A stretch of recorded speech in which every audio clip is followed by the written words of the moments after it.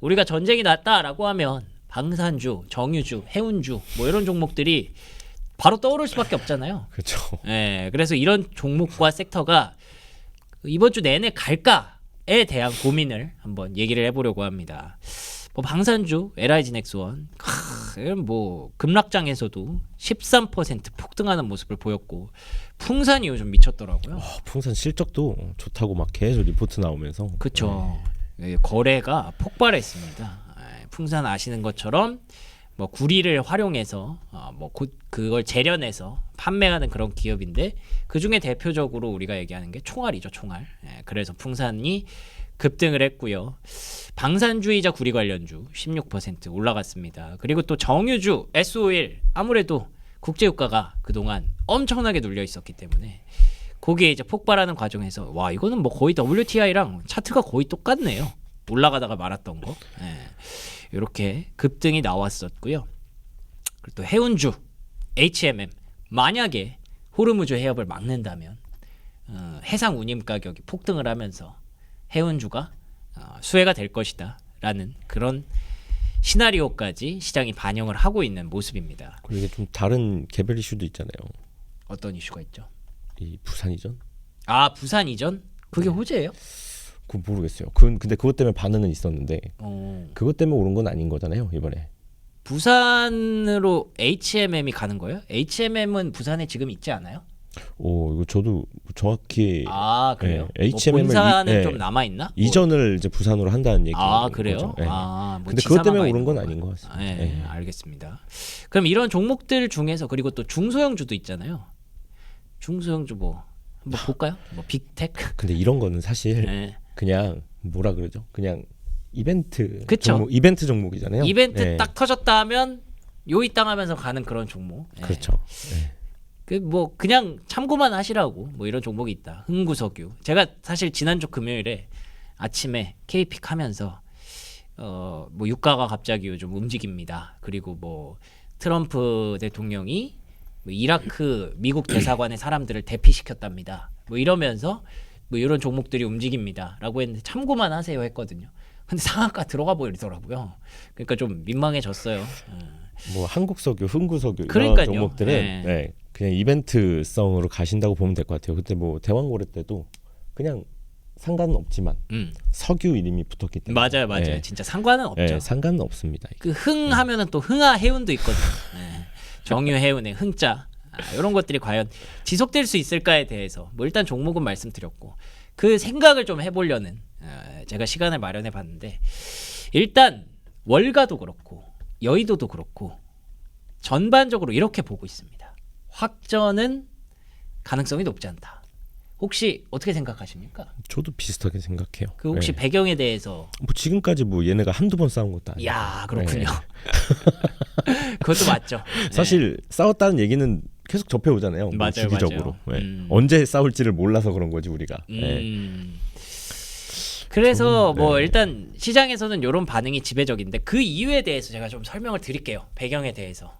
저도 비슷하게 생각을 하거든요. 물론 확전이 안 된다라고 단정 짓지는 않습니다만 지금 시장에서는 왜 그렇게 확전이 될 가능성이 높지 않다, 전면전이 될 가능성이 높지 않다라고 보는지의 배경 여러분께서 이제 결정은 여러분이 하시고 그 이유를 설명드리면 일단 힘의 균형이 지금 압도적으로 차이가 납니다. 아까 오프닝 때 저희가 말씀드렸지만 일단 첫 번째로 이스라엘이 이렇게까지 저는 강력한지 몰랐고 아니 이스라엘은 요즘 이런 정밀 타격하는 거 보면은 진짜 주요 인사까지 정확하게 타격을 하더라고요. 이번에 왜 이란의 뭐 혁명수비대 대장 뭐 이런 사람도 그냥 미사일로 암살해 버렸는데요. 그리고 또 뭐죠 총사령관 그런 정부 요인들을 진짜로 정밀 타격을 하더라고요. 근데 반대로 이란은 그게 아니죠. 그냥 일단 쏘는 거고 이스라엘은 아이언돔으로 막 막습니다.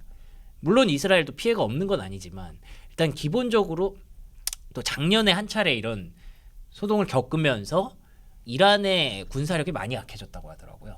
이스라엘은 근데 거기다가 심지어 이번에는 미군까지 그 아이언돔으로 막 방어할 때 미군이 같이 도와줬대요.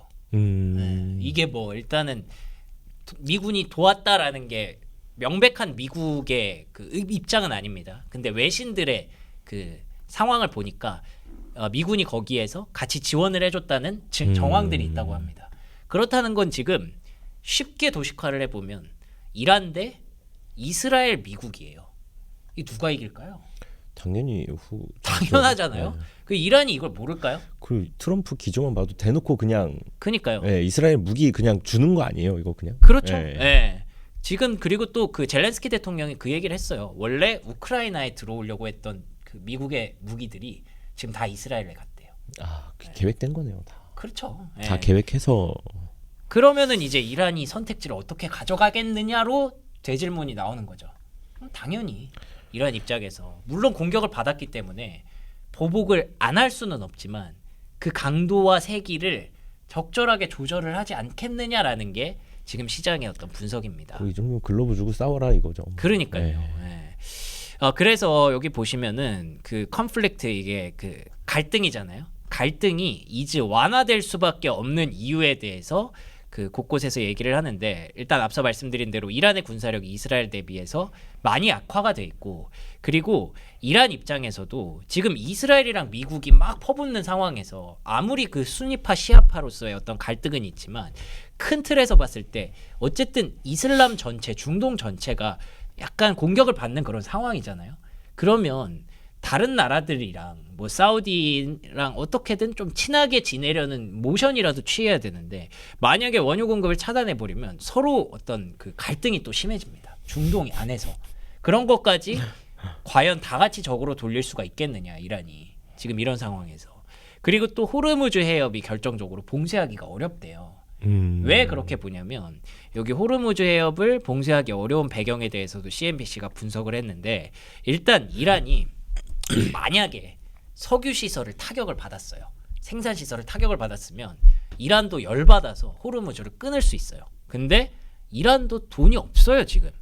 그래서 본인도 네, 본인들도 지금 원유 수출에 목을 메고 있는 상황인데 근데 지금 호르무즈를 끊어버리면 이란은 스스로 목숨을 옥죄는 그런 상황이 될 수 있다는 거죠. 자승자박을 하는 네. 거예요. 네. 그런데다가 호르무즈를 끊어버리면 이란이 지금 가장 친하게 지내는 나라가 또 중국이래요.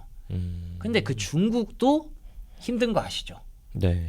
관세 공격도 계속 받고 있고 그래서 이제 무역이 만약에 끊겨버리면 중국 입장에서 이란이 불편해질 거라는 겁니다.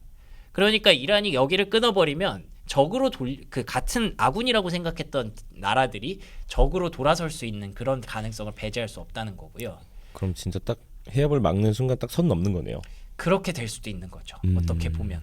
그리고 결정적으로 또 그 해협 폭이 굉장히 크다고 합니다. 55에서 95km까지 된다고 하는데 그래서 역사적으로 이란이 이렇게 타격을 받을 때마다 야 거기 큰일이야 뭐 그 끊을 수도 있어 이렇게 하는데 한 번도 아직까지 끊은 적이 없대요. 그래서 이번에도 아마 그렇지 않지 않을까. 그러면은 돌려서 말하면 정유주와 해운주가 올라갔던 배경은 일시적인 그렇죠. 유가나 뭐 해상 운임 가격이 급등할 수 있다는 건데 그게 과연 지속될까에 대해서도 이게 맞다면 이 분석이 맞다면 물음표가 찍히는 거죠. 근데 이 해협 관련해서는 항상 상승은 단기적이었었어요. 그렇죠. 다 지금까지. 네. 예. 그랬기 때문에 아까도 말씀드렸지만 여러분이 어떤 선택지를 가져가실지는 여러분의 선택입니다. 그렇지만 지금 시장에서는 이런 분석들이 나오고 있다는 거. 그리고 전쟁이라는 거는 비이성의 영역이라고 생각을 하거든요. 우리가 아무리 이성적으로 이란이 어떻게 여기서 더 하겠어라고 생각을 해도 예를 들면 러시아 우크라이나가 이렇게까지 될 줄 알았어요? 몰랐죠 아무도. 그렇죠. 네. 우크라이나가 그 러시아랑 이렇게 오랜 기간 항전할 수 있을 거라고 생각한 사람 전 세계에 몇 명 안 될걸요? 그래서 전쟁에 대한 어떤 개념도 많이 바뀌었대요. 예. 우크라이나가 이렇게까지 방어를 하고 네. 러시아가 이렇게 막 몰리기도 했잖아요. 그렇죠. 예. 그러니까 이게 전쟁 양상이 우리가 생각한 건 다르다. 예. 옛날에 예. 그 뭐라 그러죠? 옛날 구식 전쟁 그런 네. 거랑은 좀 다를 수 다르다. 있다. 네. 오, 그렇군요. 그래서 이거 어떻게 될지 모르는데 어쨌든 지금 전체적인 분석, 어떤 이성적인 논리로 접근하면 이렇다는 거 말씀을 드리고 싶었습니다. 이랬으면 좋겠어요. 그리고 그렇죠. 저는 그냥 싸우는 게 싫어요. 그냥 지난주 한 수요일쯤 네. 그 정도 장으로 돌아갔으면 좋겠죠. 예. 네. 그리고 이거 뭐 트럼프 그 막 거의 무슨 자기가 왕인 줄 알잖아요. 전 그것도 너무 싫어요, 그냥.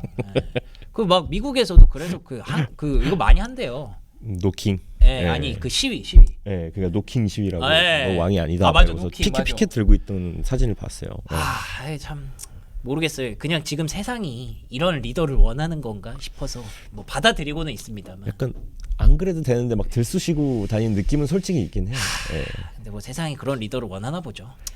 뭐 이런 세상인 거를 우리가 알고 이해하고 받아들이고 거기에 이제 적응을 해야죠. 순응을 해야죠.